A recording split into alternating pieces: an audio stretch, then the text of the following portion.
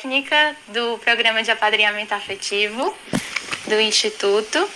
E para quem não sabe, o apadrinhamento afetivo é uma política pública que é prevista por lei, né, pelo Estatuto da Criança e do Adolescente e visa favorecer o fortalecimento da convivência familiar e comunitária de crianças e adolescentes em situação de acolhimento.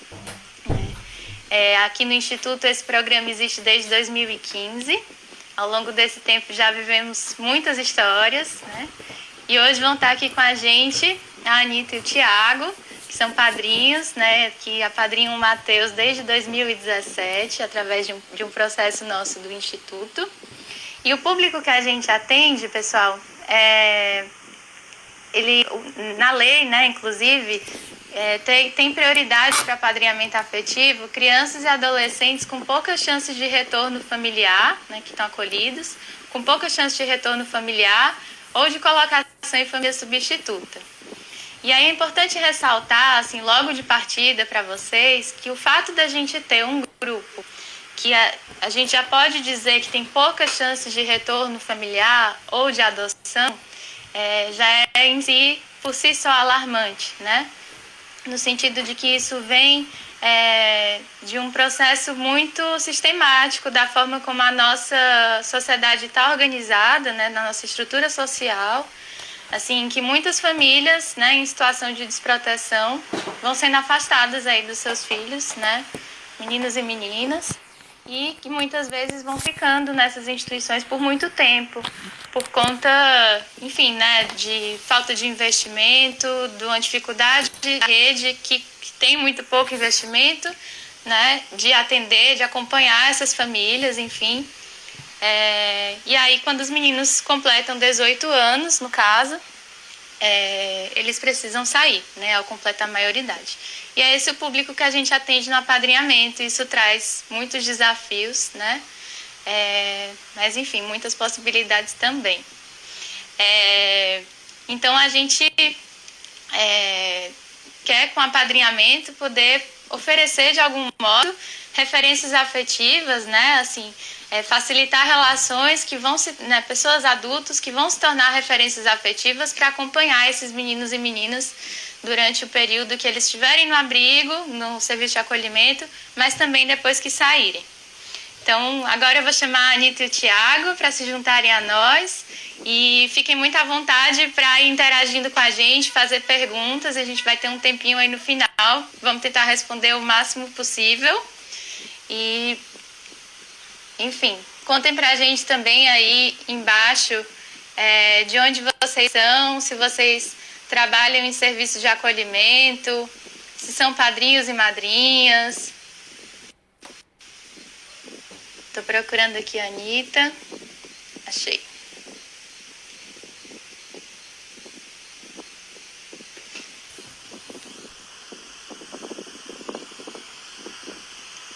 Só um minutinho.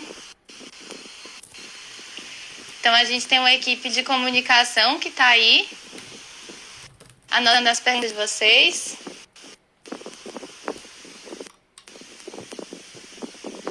Anitta, você solicita para mim de entrar? Eu não estou te encontrando.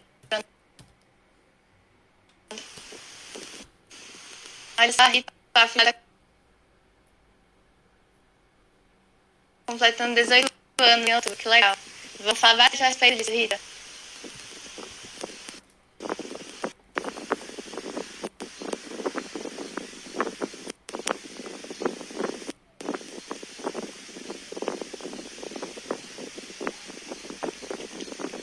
Puxa, gente, eu não tô encontrando. Tô tentando achar, vocês me desculpem.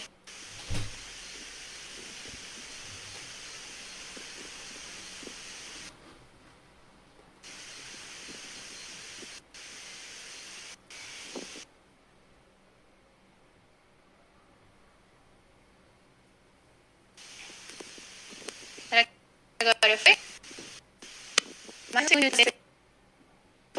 eu sou nessas tecnologias.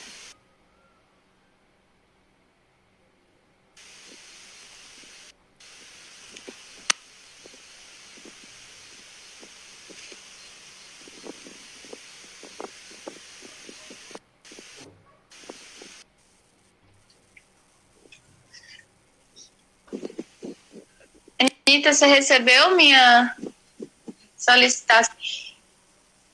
Olá! Aê! Desculpa, pessoal, eu estava aí tentando encontrar vocês. Tudo bem? Anitta, Thiago, muito obrigada, né? Quero começar mesmo agradecendo, porque mesmo que essa live hoje não tivesse dado certo, só a nossa troca que a gente veio construindo junto, né? O que a gente queria desse momento hoje. Então, enfim, muito obrigada pela disponibilidade de vocês estar aqui nesse. Nós que agradecemos. Então, para a gente começar, né, não perder mais tempo do que eu já perdi, queria que vocês pudessem iniciar se apresentando, né, dizendo como que vocês chegaram ao apadrinhamento e como é que vocês explicariam para uma pessoa que não conhece ainda o programa o que é essa iniciativa. Legal. Bem, primeiro eu agradecer pelo convite do Instituto Fazendo História. Eu sou a Anitta Stefani, eu trabalho com gestão de políticas de educação no terceiro setor e estou muito animada de fazer parte da live, tá? Eu sou o Thiago Canha Pedro, trabalho no mercado financeiro, também estou bem ansioso para esse evento aqui. Eu e o Thiago, a gente é casado há 5 anos, temos um relacionamento longo, né, já de uns 15 anos, mais ou menos. E a gente, na verdade, antes de eu entrar, de fato, no apadrinhamento, eu vi uma reportagem na TV sobre casos, né, sobre essa situação de jovens em situação de acolhimento, que muitas vezes não tem uma referência, né, afetiva fixa na vida, porque muitos acabam tendo muitas rupturas ao longo da vida, né, não só familiar, mas também por conta de mudança de escola, mudança de casas de acolhimento. Então, de alguma forma, a lei, né, o ECA prevê isso, mas também algumas organizações como o Instituto Fazendo História apoiam esse metas interessadas em oferecer uma parceria, né, ter uma relação, um vínculo afetivo com um jovem e a crianças e adolescentes que estão nessa situação e que podem, né, que se interessam pelo programa. Então eu olhei isso numa reportagem, fui atrás, né, então mandei e-mail, que o Instituto Fazendo História ia ter algumas palestras para explicar o apadrinhamento. E antes de tomar a decisão, né, de ir, eu lembro que eu conversei com o Thiago, eu falei, olha, acho que é uma coisa que eu quero muito fazer, me interessei, não é um trabalho voluntário, né, acho que isso é bem importante mostrar a diferença, o apadrinhamento não é um trabalho voluntário, não é uma ação social, não é algo que você faz altruísta, né? É algo que realmente é a construção de um vínculo afetivo, é mais um vínculo afetivo na sua vida. E aí eu conversei com o Thiago, né? Cheguei em casa e falei assim, olha, se a gente, eu quero fazer parte disso, mas se a gente for fazer, eu acho que tem que ser uma decisão do casal, né? Porque vai afetar a nossa vida, vai mudar, na verdade, muitas coisas da nossa realidade. Porque é um vínculo para o resto da vida, né? Então não é uma coisa pontual, não é uma coisa temporária. É algo que se a gente topar, né? Se a gente for selecionada, se a gente passar por todo o processo, a gente vai ficar para o resto da vida. Então, a gente topou, né? O Thiago topou. E se eu tivesse que explicar, acho que em uma frase, assim, o que é o apadrinhamento, para quem não conhece, ou quem conhece mais ou menos, eu acho que a primeira coisa é reforçar que é um apadrinhamento afetivo.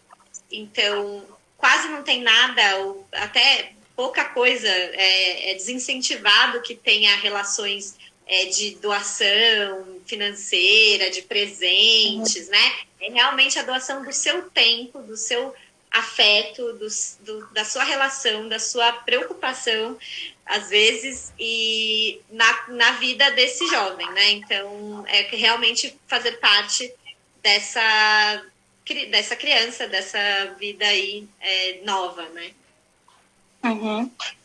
Perfeito. Acho que é importante falar para o pessoal, assim, que o apadrinhamento está no mundo, né? Assim, é uma palavra que a gente usa muito no Brasil, a gente tem muitas relações de apadrinhamento por aí, né? No sentido religioso, mas também temos apadrinhamento financeiro, enfim. E quando a gente fala de apadrinhamento afetivo, de fato, a gente está falando de uma coisa muito diferente, né? Então, é muito, muito importante isso que você está colocando, né? Porque acho que existem muitas maneiras de você ser voluntário e de se aproximar, por exemplo, de um serviço de acolhimento, para doar, para fazer uma ação pontual, enfim, mas nada disso é o apadrinhamento afetivo, né? Porque, na verdade, a gente está falando mesmo de facilitar a construção de um vínculo entre duas pessoas, né? Aqui, no caso, entre 3 pessoas, enfim. Então, é importante as pessoas irem entendendo essa diferença. Mas eu acho que ao longo do nosso papo hoje isso vai ficando mais claro, né?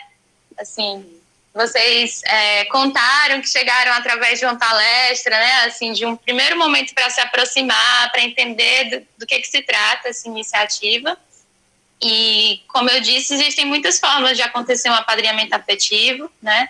Não sei se tem gente aqui de outras cidades, né? Não só de São Paulo, mas existe apadrinhamento afetivo em muitas cidades do Brasil, capitais principalmente, né? E aí, aqui no Instituto a gente tem um jeito muito próprio de fazer, né? A gente tem um processo de qualificação que a gente chama de preparação, de reflexão, né? Que as pessoas participam, composto de várias etapas, né? E eu queria perguntar para vocês se teve alguma coisa que vocês pensavam a respeito do apadrinhamento antes de chegarem na qualificação que talvez tenha mudado ao longo desse processo ou tenha lhes feito pensar de um jeito diferente. Como que foi? Acho que é super legal, assim, reforçar qual que é esse processo, né? No caso do Instituto Fazendo História, do processo que vocês conduzem, que é o que eu participei, né, que é o que eu conheço, eu achei muito importante. Na verdade, eu achei fundamental para entender o tamanho mesmo do compromisso, da responsabilidade, da seriedade desse tema quando a gente começou, né? Então, acho que a primeira pergunta, né, que você fez eu achei que ia ser mais fácil, né?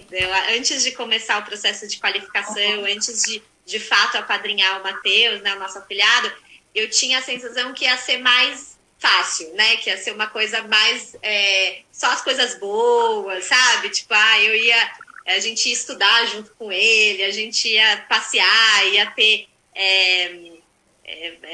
atividades assim, onde nós iríamos passar um conhecimento, né? Uma coisa até meio egocêntrica, talvez, pensando hoje em retrocesso, né? Quase como isso, como eu de uma via única, né? De caminho, assim. Mas o processo da qualificação ajuda a desconstruir isso logo no começo. Então, o primeiro tem uma palestra, que é bem inicial, né? Que a gente foi, mas que já dá alguns dados sobre o acolhimento, a situação, né, do acolhimento no Brasil, o que isso significa, a política pública, né, como um todo, as dificuldades, os desafios. Acho que ali já separa bastante um primeiro nível, assim, o joio do trigo, né? Acho que algumas pessoas na palestra normalmente é bastante gente, e numa segunda etapa, de fato, vai para o curso, né? E aí o curso já vai bem menos gente, né? Acho que vocês fazem uma seleção, as próprias pessoas acho que veem, será que é isso mesmo? Será que eu posso me comprometer? Eu tenho essa disponibilidade, né, de tempo e tal. E aí o curso foi muito importante para mim, né? Acho que eu e o Thiago, eu participei do curso, o Thiago não pôde participar porque era durante a semana, acho que foram uns 4 meses de curso, uma vez por semana. E era uma turma de uns 15 potenciais padrinhos, né, e madrinhas, como a gente falava, candidatos a padrinhos e madrinhas. E nesse processo, no curso, tinha as psicólogas, né, assistentes sociais do Fazenda História que conduziam um trabalho muito sério. Então, além da parte mais teórica, mais conceitual, também tem muitas atividades que fazem a gente entrar em contato do ponto de vista psicológico mesmo, com as nossas escolhas, com por que eu tô aqui, será que é isso mesmo? Eu tô aqui porque eu quero adotar, mas peraí, se você quer adotar, não é lugar de você estar aqui. Aqui a gente está falando de apadrinhar alguém, né? você quer apadrinhar por quê, né? Então, é um processo muito interessante de reflexão mesmo, né? E muito, muito rico, assim, de temas, né? Então, foram alguns padrinhos de turmas anteriores também compartilhar experiências com a gente. Vocês já vieram algumas vezes também falar, né, em outros processos. Exato, a gente compartilhou depois, né, que a gente, de fato, se qualificou. E aí, durante o processo dessa formação, tem alguns momentos que são os encontros lúdicos, que aí, de fato, tem essa aproximação inicial com jovens, mas só depois que você já passa por uma primeira leva, assim, uma primeira bateria de conceitos, de questionamentos, aí essa abertura com uma aproximação inicial com os potenciais afiliados, né? E aí eu e o Thiago participamos desses momentos. No meu caso, essas etapas do processo de apadrinhamento, elas foram me tranquilizando, porque a minha primeira reação, a Anitta trouxe essa ideia, eu falei, pô, legal, mas veio muito essa questão da responsabilidade. Então eu falei, pô, será que eu dou conta do recado? Então, acho que foi a primeira vez que, primeiro, tira um pouco da ansiedade, né, de realmente você estar vendo aqueles jovens, vai começar a interagir, e dá uma tranquilidade de, nessa interação, eu comecei a perceber que era possível. Eu conseguiria, de repente, participar e contribuir para aquela iniciativa. Então, foram 3 encontros lúdicos. Foi lá que a gente viu pela primeira vez todos os jovens, incluindo o Matheus. E o Matheus, logo de cara, já teve uma identificação, isso foi bem interessante, que a gente foi sem expectativa nenhuma. E, de cara, o Matheus já veio conversar com a gente. Eu estava ali tocando alguns instrumentos que eles deixavam à disposição, o Matheus já veio, começou a tocar comigo, conversando sobre música, conversando sobre futuro. Então, ali a gente já ficou conversando pelo menos uns 15 minutos, né? E sem ideia nenhuma que ele seria o nosso afiliado, né? E nesse processo, acho que foi bem importante também a participação da Casa de Apoio Maimard.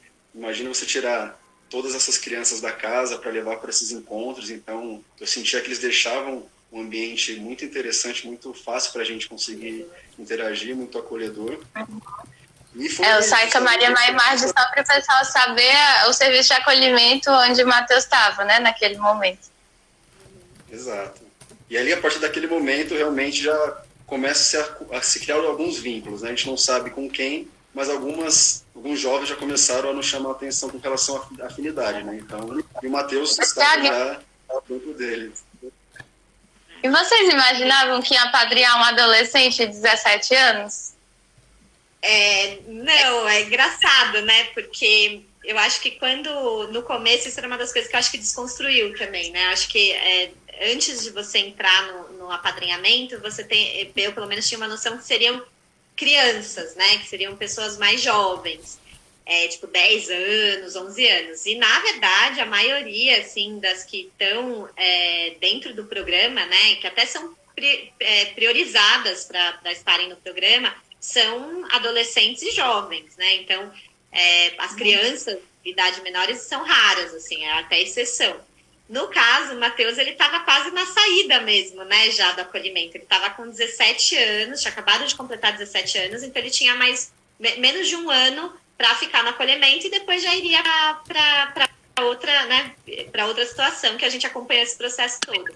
Mas acho que isso é super importante, assim, porque também é um outro tipo de relação, né? Quando você fala de apadrinhar ou de ter uma relação, criar um vínculo com uma criança e com um adolescente, um jovem. Foi muito importante, assim, para mim, porque a gente desmistificou também de que você, para fazer a diferença, sabe, na vida de alguém, para você conseguir influenciar positivamente, para você criar até uma proximidade, né, um amor, desenvolver uma relação profunda, na minha cabeça eu falo assim, putz, isso você tem que construir desde muito cedo, né? Você tem que pegar um jovem, uma criança, quanto antes melhor, né? Porque, em tese, você vai conseguir influenciar mais cedo. Só que, na verdade, a gente viu que não, né? Isso a gente vê na vida, né? Às vezes a gente encontra pessoas na nossa vida, depois de adulto, pessoas idosas que dizem, né? Falam assim, nossa, isso mudou minha vida, esse encontro, essa relação. E no apadrinhamento é a mesma coisa. Então, mesmo jovens, como o caso do Matheus, né? Que era 17 anos, no começo isso deu uma assustada, mas não foi só no começo. Depois, assim, não teve nenhuma diferença pra gente na relação que a gente construiu, o fato dele já ser quase um adulto, né? Quase estar ali na maioridade. Também acho que essa parte do encontro é importante para a gente entender com qual perfil de jovem a gente também se dá melhor, né? Então, a gente teve a oportunidade de brincar com os menores, uma questão mais de livros, brinquedos mais interativos, e também de conversar sobre coisas um pouco mais estruturadas com pessoas mais velhas, né? Com jovens mais velhos. Então, acho que ali também já começou na nossa cabeça a formar qual que é o perfil que a gente acha que poderia entregar um melhor acolhimento, né? E acho que é importante a gente dizer também, né, que assim, vocês passam por todo um processo de preparação, de reflexão, enfim, mas ninguém sai desse processo habilitado ou com um diploma de que está formado padrinho, né? Isso acontece de fato no vínculo, né, na relação, assim. Então, a afinidade que vocês vão criar, né, ali o match que vai dar com uma criança, um adolescente, né, eles podem ter a mesma idade, mas a afinidade que vocês vão criar é completamente diferente com um e outro, né? Então, de fato, e esse encontro inicial, lúdico, ele é muito nesse sentido mesmo, para criar afinidades, né? A relação começa a se construir a partir dali, mas principalmente depois, né? Assim, no início gradual, de primeiras visitas, né, ao serviço de acolhimento, num ambiente onde os meninos se sintam protegidos, seguros, enfim. E acho que esse comecinho é marcado por muitos desafios também, né? Vocês lembram de algum? Assim, já tem um certo tempo aí que vocês passaram por esse momento, mas vocês lembram de desafios que enfrentaram? Olha, teve vários, né? Mas eu consigo classificar aqui de uma maneira que resume bastante como que é essa construção do vínculo, né? Então, acho que o primeiro momento é entender o que é ser jovem hoje. Então, a gente já não é mais tão jovem assim, o senso de humor é diferente, a maneira de se informar é diferente. O jovem hoje se informa muito mais pela internet, por meio de memes. Então, acho que identificar quais são os pontos que a gente tem que, de repente, ou relembrar, ou então, coisas que a gente nem passou, né? Pensando na história do Matheus, teve coisas que ele passou que a gente não tinha a menor ideia de como seria. Então, primeiro é identificar quais são esses pontos que a gente vai precisar trabalhar. Aí o segundo ponto que eu coloco é o filtro de empatia, né? Então, beleza, tá dada essa relação, tá dado esses desafios, mas do ponto de vista de aconselhamento, né? Pô, será que... Como que seria eu, jovem, como o Matheus, tendo essa vivência que ele teve, como que eu enfrentaria essa situação? E isso, para mim, é a parte mais difícil, porque realmente você tem empatia de tentar sair do seu mundo e entrar no mundo do jovem, com todas as questões, ainda mais o Matheus, que tem opinião muito forte, já veio com uma capacidade de discussão sensacional, a gente tem diversas conversas, às vezes até os debates mais acalorados. Então, foi justamente entender muito dessa interação, como não ser pedante, né? Como não ser o adulto que sabe de tudo, né? E aí o terceiro filtro seria justamente a hipocrisia. Pô, se eu estou aconselhando o Matheus de alguma coisa, será que eu mesmo ainda não tenho essa questão tão esclarecida, né? Então, se eu estou falando para o Matheus estudar, para ele ter disciplina, será que eu sou tão disciplinado assim? Então, acho que passar por esses 3 filtros é importante justamente para que você não se distancie. Então, se você não entender como que é a cabeça do jovem hoje, muito dificilmente você vai se interessar pelos assuntos que eles se interessam, né? Se você não tiver empatia de pensar como esse jovem pensa, muitas coisas que você vai falar, ele vai falar, pô, esse cara está viajando, não entende nada do que eu estou colocando aqui. E se não tiver o filtro da hipocrisia, você vai cobrar muito mais do que realmente você poderia entregar. Então, acho que, resumindo, uma maneira mais de organização seria essa questão dos desafios, né? Bacana. Eu adicionaria, assim, um caso, né, que no começo, quando a gente, depois que dá o match, né, entre os candidatos a padrinho e o afilhado, né, tem um momento que, de fato, você fala assim, então é isso, vocês vão começar a conviver, né, que é o processo, é o período de convivência inicial. E eu acho que um desafio, assim, pra gente foi como conviver com uma pessoa que a gente está conhecendo. Era muito interessante, porque parecia às vezes que a gente queria meio que a gente queria ficar se vendendo, sabe, pro Matheus, assim, tipo, então, não, o que você quer fazer? Vamos fazer junto e tal. Eu imagino que é um processo meio natural, assim, e ele também depois, hoje, a gente conversa disso abertamente, né? E o Matheus fala também, fala assim, não, no começo eu não gostava de algumas coisas que vocês propunham de fazer, de jogar alguma coisa, algum jogo, mas eu fazia, né? Porque pra tinha, pra agradar. Então, assim, até achar de fato o que cada parte quer, gosta, e conseguir falar isso com tranquilidade, sem parecer que tá ofendendo, sem parecer que isso, putz, se eu falar isso, vai romper o vínculo e tal. Então, acho que criar essa relação mesmo, esse equilíbrio, né? No começo foi meio desafiador, assim, né? E no caso do Matheus, que ele já estava para sair, a gente até conseguia, já estava para sair rápido, né, do serviço de acolhimento, a gente até conseguiu passar pela fase de visitas no abrigo rápido. Então, a gente até conseguiu fazer coisas que iam mais para coisas culturais, fora, né? Mas acho que esse desafio eu lembro muito, assim, a gente ia uma vez por semana, né? O nosso compromisso sempre foi com o Matheus, mas a gente se encontra pelo menos uma vez por semana, assim, é meio que nem, sei lá, vou visitar meus pais e também vou interagir com o Matheus, né? E aí eu lembro da gente, eu e o Thiago, assim, saindo de casa para ir encontrar o Matheus, mas o que a gente vai fazer hoje? O que a gente vai, sabe, querendo agradar? E eu acho que esse é um desafio inicial de qualquer relação, né? E depois a gente superou, acho que é uma das partes. Eu queria muito que a gente pudesse hoje tocar nesse ponto, né, da saída do Matheus aos 18 anos, né? Porque eu não sei se todo mundo que está assistindo sabe, mas na semana passada o Matheus foi o convidado da live do Instituto, né? Junto com a Laís Boto, que é a técnica do Grupo Nós, outro programa nosso aqui. E foi uma conversa. O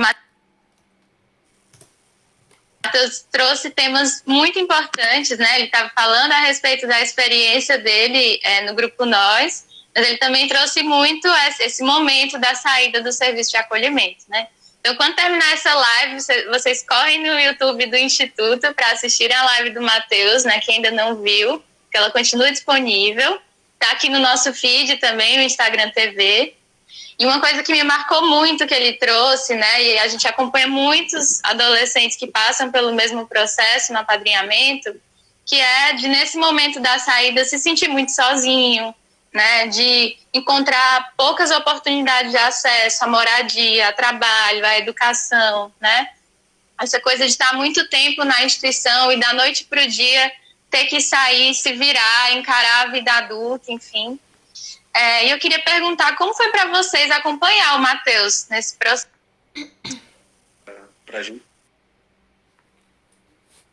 Oi, desculpa, deu uma travada. Voltou. Para a gente foi uma mistura de alegria com angústia. Alegria de saber que ele ia começar a lhe dar os primeiros passos independente do acolhimento. Por mais que ele já tem uma história de independência muito grande até antes do acolhimento. Então era essa alegria de conseguir, de repente, passar algumas coisas para ele nessa fase, mas também muito angustiante, porque justamente isso é das coisas mais práticas, que é, de repente, achar um lugar para moradia, até questões existenciais, né? Qual que é o meu propósito? E agora? Qual que vai ser o meu futuro? O que eu quero fazer? Para a gente trouxe essa mistura de sentimentos, né? E o Matheus é muito transparente, isso facilita bastante nosso vínculo, né? Então, a gente percebia que ele estava preocupado, e aqui do nosso lado a gente também se preocupava, falou, pô, mas como que a gente pode auxiliar o Matheus nessa fase, né? É uma coisa que a gente também se deparou ao auxiliá-lo em algumas tarefas, como, por exemplo, achar uma moradia. É realmente muito frágil a posição do jovem, então ele vai negociar com pessoas que não têm nenhum vínculo afetivo com ele, que têm interesses comerciais, de repente, para alugar um local. Então eu acabei me envolvendo muito mais nessa parte de tentar achar um lugar para ele morar, né? E a gente vê que a informalidade é muito grande e que essa informalidade só joga contra realmente uma pessoa que já está nessa fase, com tantos desafios, com tantas decisões importantes a serem tomadas, ainda tentando achar um lugar, aí não consegue, a pessoa deu a palavra, mas volta atrás. Então, para a gente foi um momento um pouco de tensão também, essa transição. E para mim, assim, é muito doido, porque apesar de ser uma... eu não achei, eu acho que foi muito interessante, porque eu não achei que eu ia me envolver tanto, assim, sabe? Com uma pessoa, né, que você conhece há pouco tempo, que você tá aprendendo a gostar e tal, e de alguma forma eu sentia que tudo que ele estava passando, eu estava passando junto, sabe? Então, essa coisa da angústia, da aflição, da raiva, às vezes aconteciam umas coisas, eu ficava, não, mas isso não é certo, isso não é justo. A gente sabe, né, a situação do Brasil, então o Matheus teve uma super sorte, foi quase um privilégio, assim, se dá para a gente falar em privilégio na situação dele, mas foi uma sorte dele ter conseguido uma vaga numa República Jovem, que é um programa também do Poder Público, né, da Prefeitura, que oferece vagas para jovens que acabam de sair do abrigo, né, por 3 anos. E então a gente ficou super feliz, até quando deu certo isso, a gente ficou um pouco mais tranquilo, né?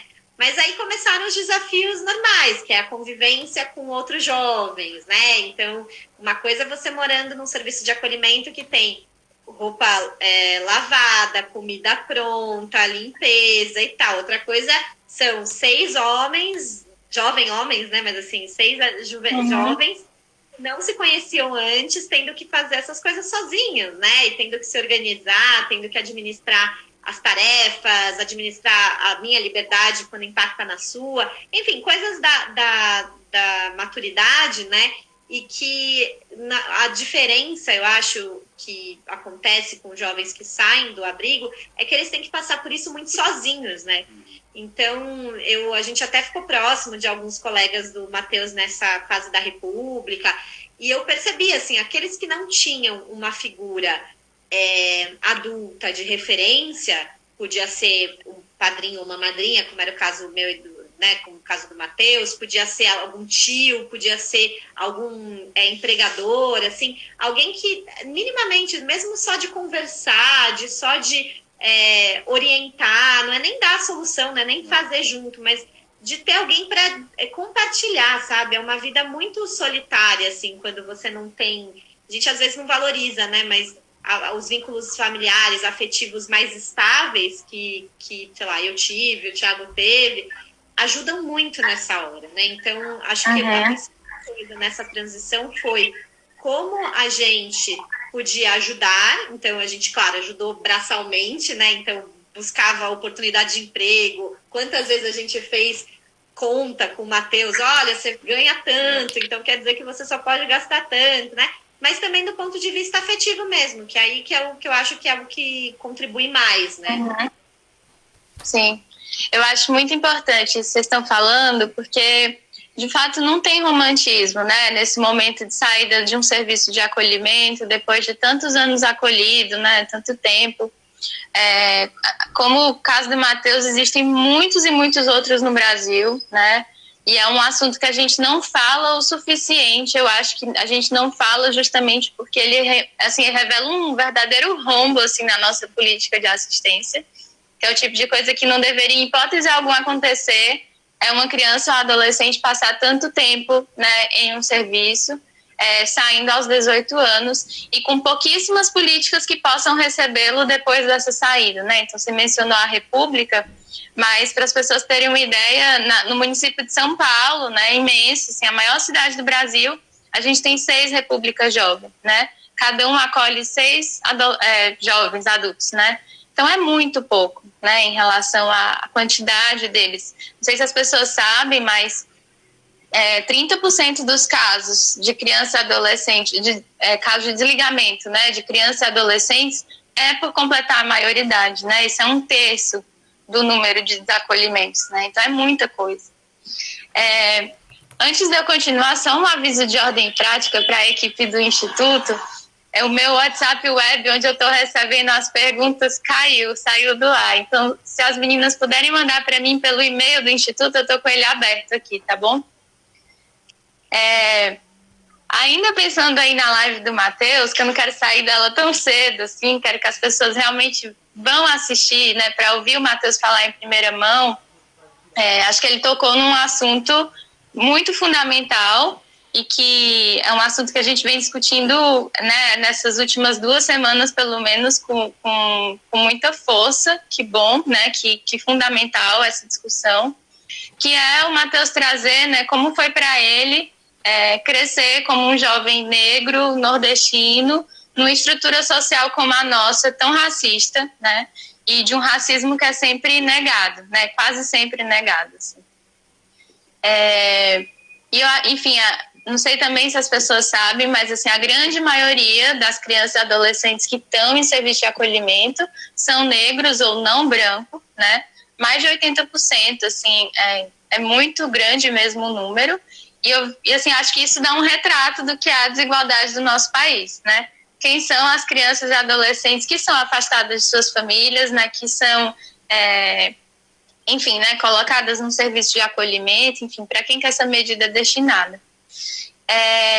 E aí eu acho, a gente escuta muito, né, os padrinhos trazerem, às vezes, essas questões, às vezes não conseguindo nomear ainda que tem uma relação racial, assim, colocada, né, principalmente padrinhos e madrinhas brancos ou que vêm de uma classe média alta, enfim, e que vão encontrando no apadrinhamento, muitas vezes, assim, coisas que são muito difíceis de lidar, difíceis de compreender, por estarem muito distante, né, da realidade de muitas pessoas, assim, coisas que nunca vão vivenciar. E, enfim, eu acho que isso, né, atravessa, com certeza, todas as relações, assim, porque isso está muito na nossa estrutura social, então no apadrinhamento não seria diferente, né? E eu queria perguntar, assim, como foi, assim, isso na relação de vocês com o Matheus? O que o apadrinhamento fez abrir, assim, os ouvidos, né, o olhar, enfim? Eu acho que é bem interessante isso, né? A gente está... no Brasil, assim, a sociedade é racista, né? Nós somos racistas, eu sou uma pessoa que luto todos os dias contra o racismo estrutural, né, que eu vivo, e o fato da gente ter apadrinhado um jovem negro, né, periférico já quase era dado, né, pelo fato da situação em que se encontrava, nordestino, né, o Matheus falou bastante também dessa coisa da identidade regional dele, é um fator muito forte, assim, porque eu trabalho com projetos sociais, então eu trabalho já com educação pública, então talvez não é uma surpresa para mim, eu acho que não foi um tema que nunca tinha aparecido na minha vida, né? Aparece todos os dias no meu trabalho, é uma coisa que eu sou bastante sensível, mas é diferente quando você entra numa relação afetiva, ou seja, que você lida diretamente, não é só lidar com a cabeça, é lidar com o coração sobre essas questões, né? Então, me veio muito à cabeça 2 momentos assim que a gente passou com o Matheus, que essa questão racial estava colocada. Uma vez, acho que foi ano passado, né? Ele estava aqui em casa, ele já adulto e tal, ele estava aqui em casa e ele passou mal, e ele desmaiou. Ele estava com uma febre muito alta e ele desmaiou. E estava eu e o Thiago aqui em casa. E a gente bateu no banheiro e falou, tá tudo bem, tá tudo bem. E ele tinha desmaiado por conta da febre. A gente, né, enfim, o que a gente vai fazer? Liguei na ambulância, aí ia demorar não sei quantos minutos a ambulância e tal. E fui eu e o Thiago carregar o Matheus, então carregando ele desmaiado. Descemos o elevador, porque em frente da minha casa tem um posto de polícia, né, da Guarda Civil Metropolitana. Uhum. E aí, quando a gente chegou lá, ele desmaiado, a gente ajuda, ele passou mal e tal. A primeira, assim, dos policiais foi olhar, bater o olho, né? Olha para mim, uma pessoa branca, o Matheus, um jovem negro, falou assim, mas o que você é dele? Mas o que aconteceu? Ele usou drogas? Né? Já colocando algumas questões que eu tenho quase certeza que não seriam perguntados se eu tivesse ajudando, né, nessa situação com, sei lá, um sobrinho meu branco, entendeu? Então, foi muito, assim, intenso e, enfim, no final os policiais ajudaram e tal, mas acho que essa primeira reação foi um caso que me veio muito, onde, tipo, eu tive que lidar com aquela questão no meio de uma questão super, né, que eu tava angustiada com o coração, mas também entendendo tudo por trás, né? Na hora que a gente chegou no hospital, eu acabei acompanhando o Matheus, que a Anitta estava atrás de remédio, atrás de documentação, que a gente foi com as coisas que a gente tinha, né, na mão naquele momento. E a cada 3 minutos o médico voltava para mim e falava: você tem certeza que ele não usou drogas? O que ele é seu? Você tem certeza que ele dormiu na sua casa de ontem para hoje? Então, acho que, sei lá, mais de 10 vezes eu tive que responder a mesma pergunta, e para pessoas diferentes que estavam se conversando. Então, ali, claramente, já era um preconceito, né? Pelo fato dele ser um jovem negro, passando mal, por uma dor de garganta, que no final a gente viu que era essa garganta inflamada. Todas essas questões e diversas coisas a gente teve que responder. Então, realmente foi um momento bem, bem triste, assim, da nossa história. E que vocês estão falando... Vai lá, Anitta. Pode complementar. Não, e só acho que uma coisa interessante, né? Então, tem essa coisa racial, e que pra gente... a gente talvez tenha lidado, a gente aprendeu a lidar talvez um pouco mais fácil, mas é importante falar também que quando você entra numa relação de apadrinhamento, toda a sua família entra junto, né? Assim, então, o Matheus entrou na minha família, na família do Thiago, a gente, de alguma forma, também entrou, né? Assim, na família dele, né? Então, o Matheus tem a mãe, né? Tem então, de alguma forma, a gente também passou a conviver e são essas realidades. Então, são pessoas com um poder aquisitivo muito mais baixo que a gente, então, pessoas pobres, pessoas negras, né? Nordestinas, né? Como o Matheus falou. E a gente vem de uma outra cultura, vem uma outra raça, né? No meu caso, que sou branca.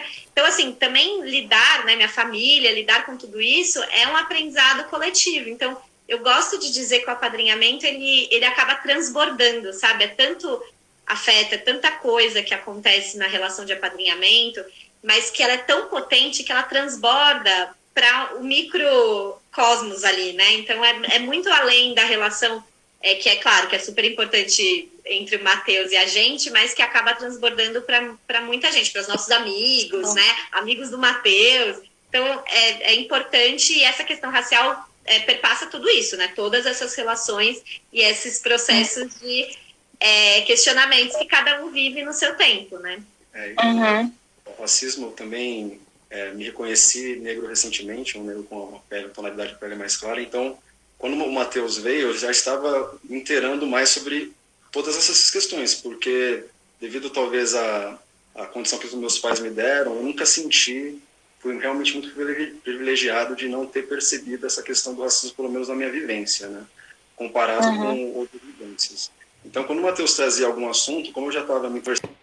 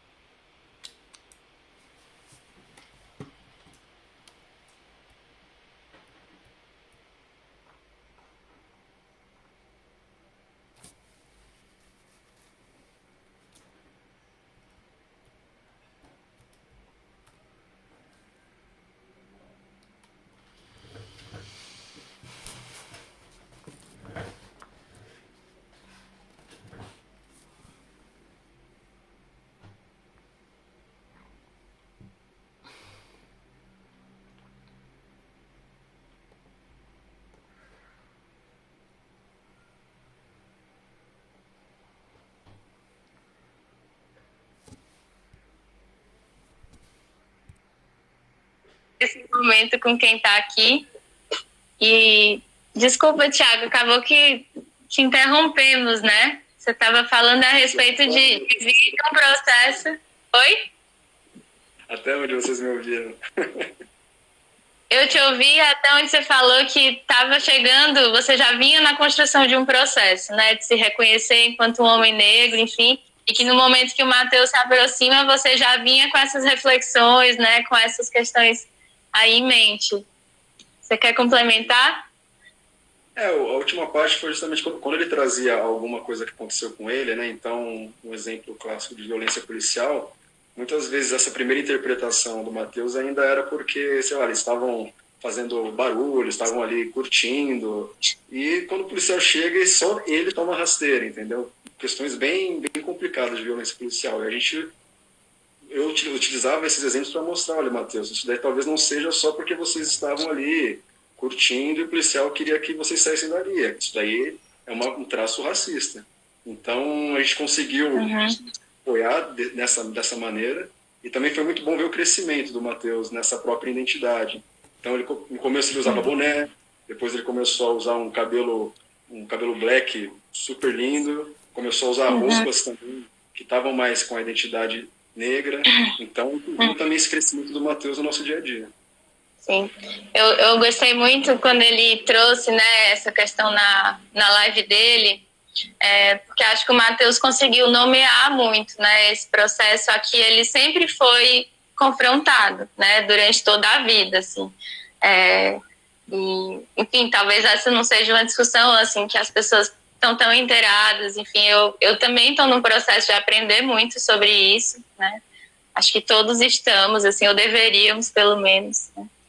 E aí, para mim, fica muito a coisa da violência mesmo, do racismo estrutural, assim, no sentido em que, muitas vezes, né, a criança, o adolescente, assim, né, sendo colocado face a isso o tempo inteiro, né, isso vem de uma forma tão violenta a ponto da gente não conseguir reconhecer, muitas vezes, né, o melhor deles não conseguirem reconhecer o que está acontecendo, e nomear isso como racismo, né, como uma violência, enfim. E eu fico aqui sempre pensando, puxa, como é importante a gente ter referências que estejam ajudando a gente a também nomear, né, o que a gente está passando, o que a gente está sentindo, não só nesse aspecto, né, evidentemente.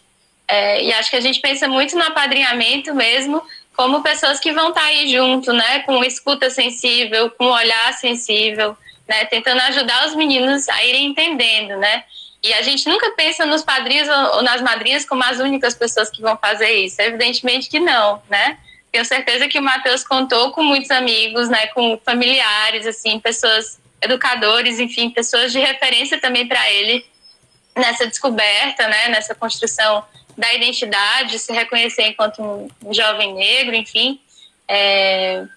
Então, sei lá, só para, né, arrematar assim, isso que vocês trouxeram, porque me marcou muito no que ele trouxe, né? Da importância de ter gente junto, assim, que ajuda aí entendendo e construindo, né, o que ele estava sentindo.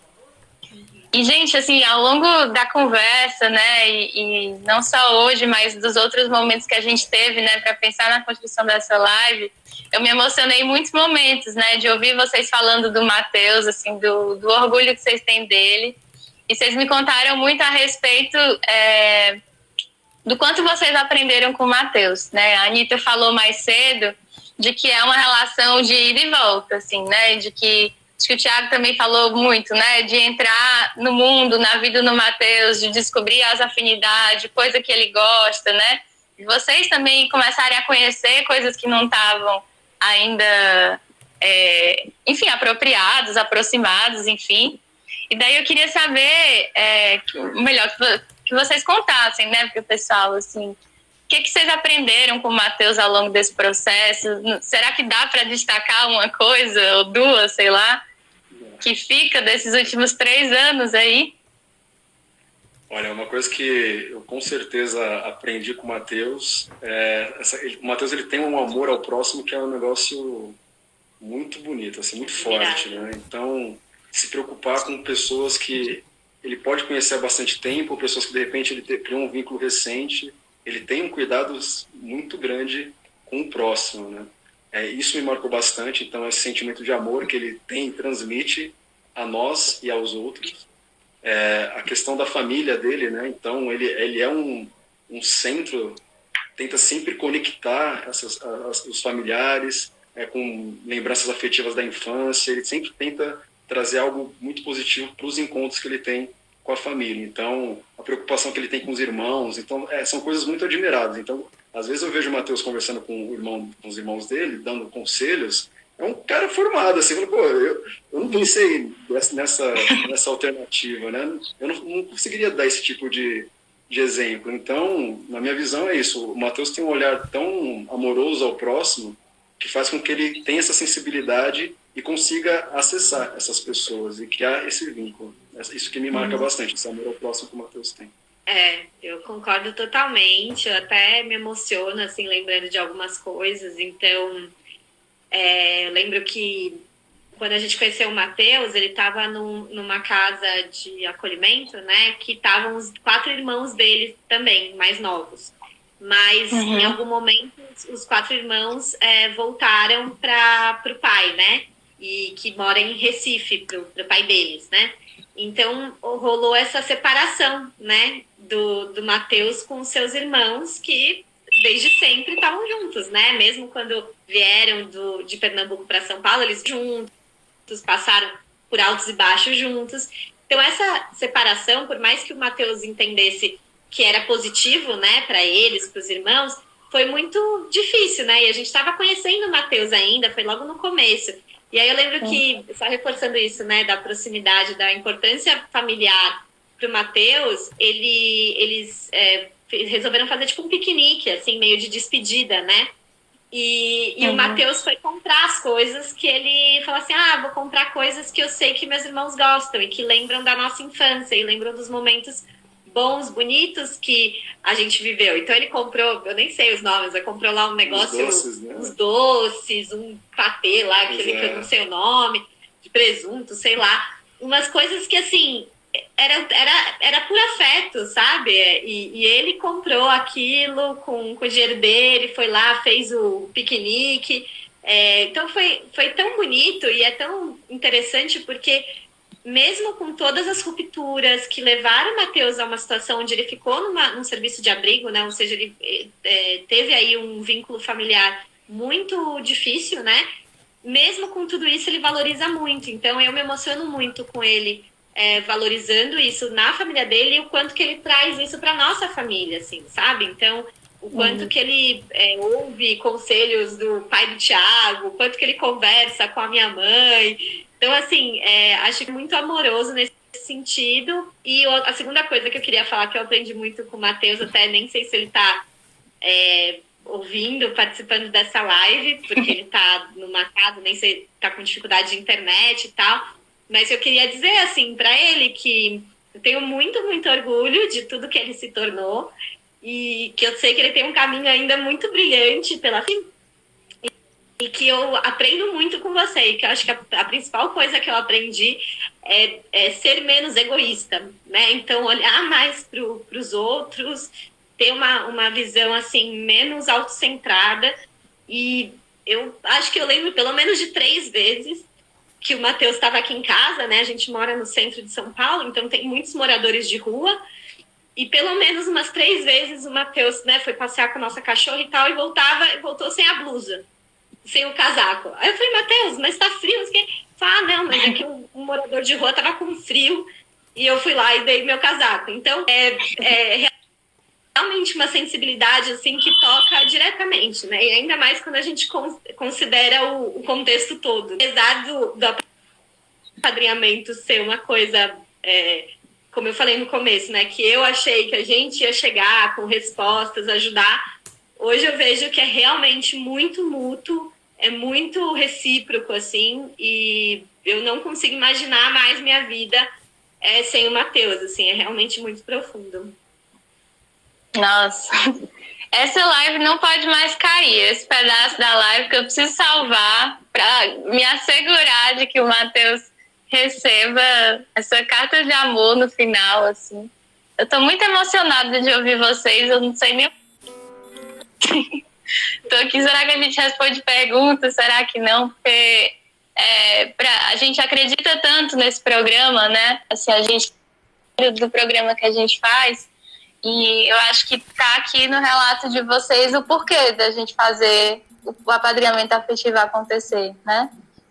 E de novo, né, não, é o que a gente vai ouvindo, né, vocês dizerem. Não é só o Matheus que ganha, né, nesse processo. Assim, a gente está aqui, de fato, né, sendo testemunhas assim, de uma relação de afeto muito genuína entre vocês, né? Que começa, assim, através de um programa, através de um recorte de uma instituição, enfim, mas que extrapola, né, esses limites da instituição. Então, enfim, tô toda arrepiada de ouvir. Não sei como eu não chorei, porque eu sou uma manteiga, porque eu tô aqui no personagem apresentadora da live.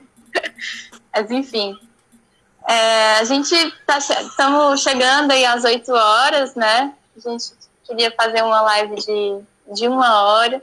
Felizmente, a gente perdeu um tempo por conta, né, desses probleminhas técnicos.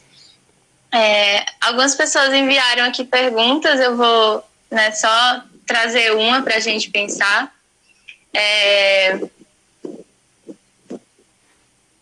As pessoas estão perguntando muito a respeito da adoção e o apadrinhamento afetivo, né? Da diferença, enfim, como é que isso se coloca. Vocês queriam responder, assim, a Lô Candelori perguntou, ao apadrinhar, vocês não sentem culpa por não adotar? Como lidar com o desejo da criança de ter uma família? Acho que isso é importante até para a gente marcar de que não necessariamente, né, as crianças e adolescentes que vêm para apadrinhamento não têm família. Isso é uma coisa fundamental, né, que de cara a gente precisa desconstruir. Crianças e adolescentes que estão em serviço de acolhimento não são gente sem família. Eles têm família, eles têm referências familiares afetivas importantíssimas, né? E que por razões muitas foram afastados, né, e estão acolhidos. Mas sim, em alguns casos, né, existem crianças e adolescentes que estão já há muito tempo afastados da família e podem estar cadastrados, né, para uma possível adoção. E isso surgiu alguma vez no apadrinhamento de vocês? Culpa por não adotar ou para levar para morar junto, qualquer coisa? Eu acho que no nosso caso com o Matheus, não houve esse tipo de confusão, porque o próprio Matheus, ele trouxe a importância que o núcleo familiar dele tinha.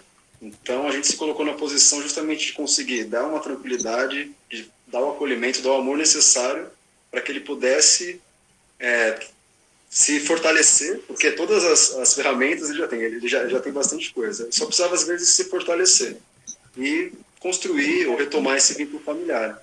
Então, para a gente nunca houve essa questão de adotar o Matheus, primeiro, porque, novamente, não é o caso, né? Não é o objetivo do apadrinhamento, e também o principal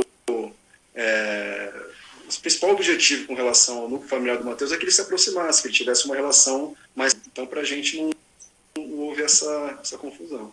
Eu sei que teve, assim, quando a gente ouve troca, né, com outros padrinhos, às vezes é difícil mesmo, né? Porque tem algumas adolescentes, algumas jovens, né? E crianças e adolescentes que participam do programa, e talvez quando começam a conviver com os padrinhos e que os padrinhos normalmente vêm de uma condição financeira melhor, né? Talvez com acesso a coisas, adolescentes começam a dormir na casa dos padrinhos, a viajar, né? Você começa a participar aí da rotina, é difícil para ambos lados, né? Eu acho que eu já ouvi relatos de padrinhos que falaram que tiveram que sentar e conversar, porque sentiam que às vezes vinham indiretas, vinham algumas perguntas, do tipo, mas por que esse quarto aqui é vazio, né? Será que eu poderia dormir aqui, né? Ficar aqui?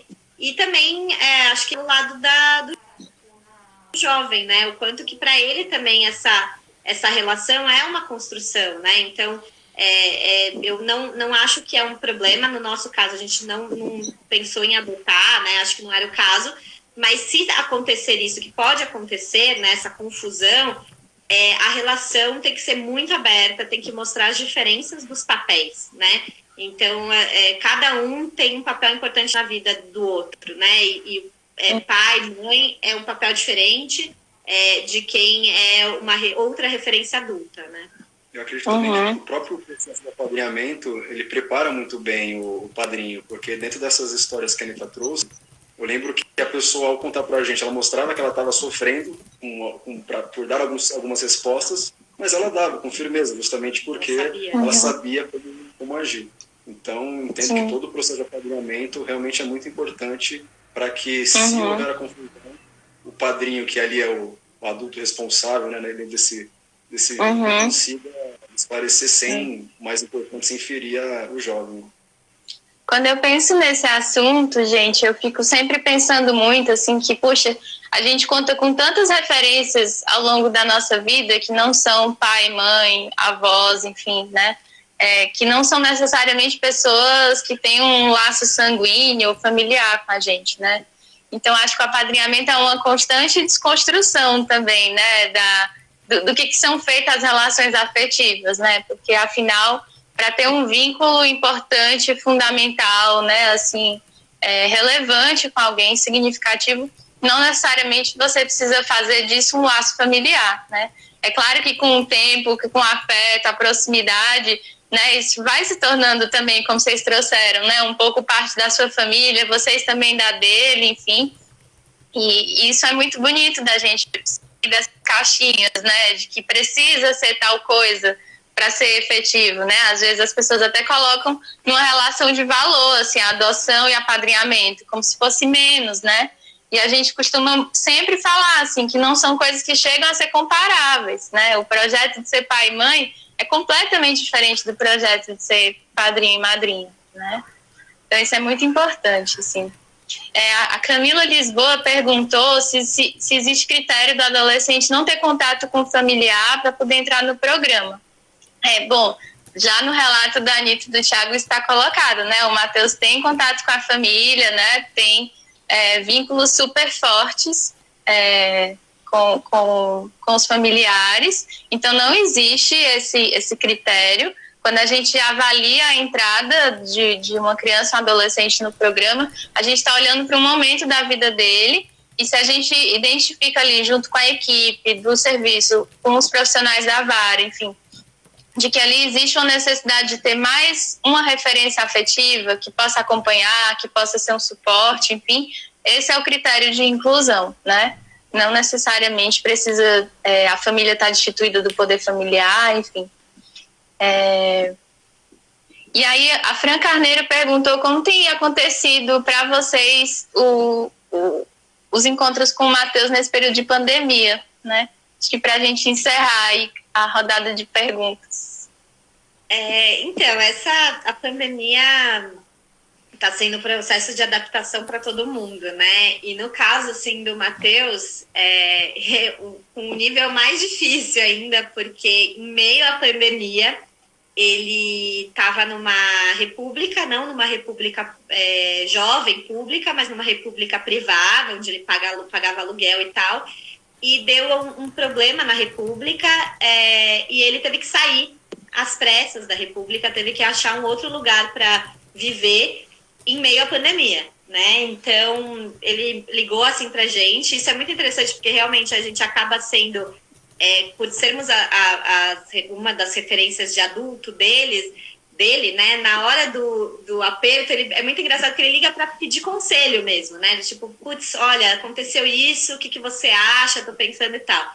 E aí, quando ele soube, né, que ele ia ter que sair da república, ele foi procurando outras coisas, não achava, estava difícil de achar algo que coubesse no orçamento dele, né?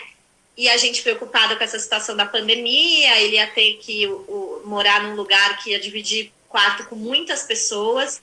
Então, a gente, pela primeira vez, né, a gente propôs, falou assim, acho que temporariamente faz sentido, veja, né, a gente perguntou, faz sentido para você temporariamente ficar aqui conosco na nossa casa? A gente tem tipo um quartinho pequeno, mas que tem uma cama, né, assim, que ele normalmente até dorme aqui quando ele fica de final de semana. E aí a gente falou, olha, só por enquanto, para você se organizar financeiramente, para a gente ver essa situação da pandemia, estava bem no começo, foi em março. O que você acha? Aí ele ficou meio assim, ele é uma pessoa muito independente, ele não gosta de depender dos outros. Dar trabalho. De dar trabalho. Então ele falou, não, eu vou atrapalhar e tal. Mas a gente falou, não, a gente está propondo porque a gente está preocupado. E aí ele veio. Então, durante a pandemia, na verdade, a gente ficou 1 mês e meio morando com o Matheus.